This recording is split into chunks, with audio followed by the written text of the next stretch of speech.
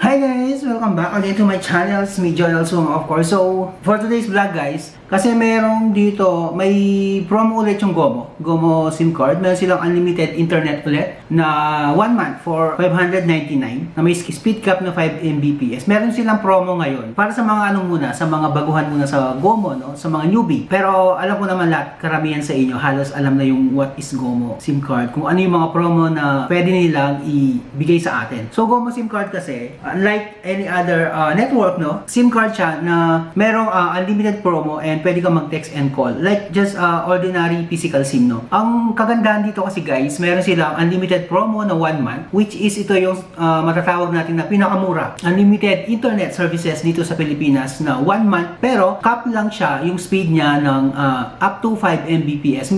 Minsan hindi pa siya umaabot ng 5 Mbps. Minsan ano lang, 4.56 ganun. Pero bihira lang talaga siyang umabot ng 5. Yung kanilang gigabyte, up to sawa, kumbaga.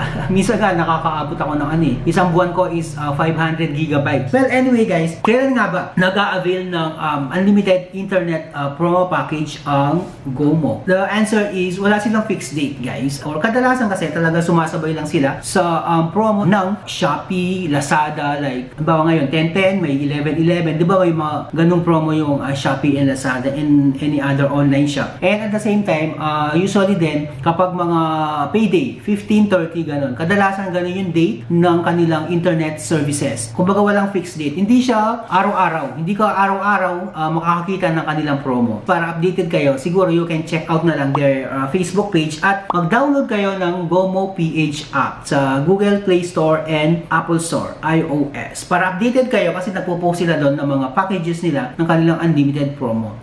Hindi lang yun yung kanilang mga package. Meron din silang no expiry internet services. So no expiry naman guys, hindi siya cap sa 5 Mbps. Ang kagandahan dito, bawa 30 GB nila is pwede mo siyang gamitin kahit ilang araw. At na hindi mauubos yung data mo, pwede mo pang gamitin up to 1 year. Isa pang kagandahan dito sa paggamit ng Gomo is pwede mong i-convert yung gigabyte nila into call and text na no expiry din. Yes. Halimbawa, nag-avail ka ng 5 minutes na calls, so nagamit mo yung 1 minute, so yung another 4 minutes, pwede mo pang gamitin sa ibang araw. Hindi limited lang yung araw na paggagamitan ng inyong call and text and at the same time yung gigabytes. So yun guys, ngayon kasi meron silang promo na internet service, na unlimited internet. So mag-a-avail tayo ngayon at tuturuan ko kayo kung paano, if may Gomo PH app na kayo, pwede nyo nang buksan ang inyong app and then, ayan, punta kayo dito sa may, kung nakikita nyo na wala na akong load, ano na siya, 0.26. So punta tayo dito sa may add more and then, ayan, lalabas lahat ng mga